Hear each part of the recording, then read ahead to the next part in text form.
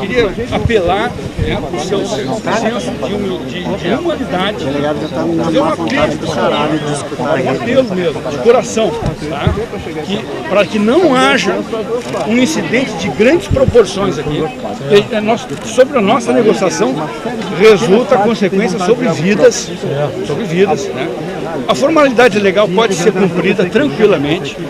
Eu, como diretor, o chefe de gabinete, o procurador federal, vamos com o carro da segurança da universidade, com o agente delegado acompanhando, vamos lá, levamos, faça o termo circunstanciado, vocês abrem um processo. Ele vai normal. Se o senhor quiser acompanhar, o senhor tem todo o direito de acompanhar. Qualquer um.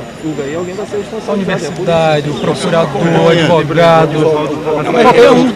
O senhor está aqui, a gente está tentando uma negociação para distensionar. Tá bom, tudo bem. Eu quero viabilizar uma saída para os dois lados. Eu entendo. Eu reconheço a sua boa intenção. Eu reconheço.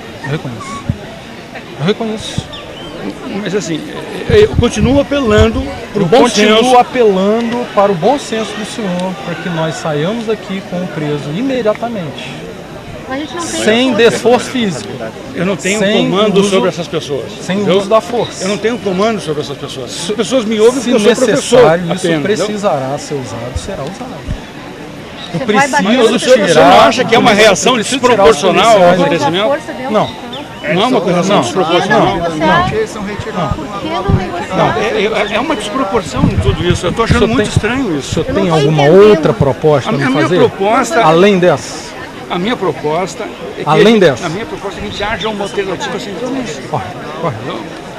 Beleza. Vamos lá? Alternativa sem uso da força.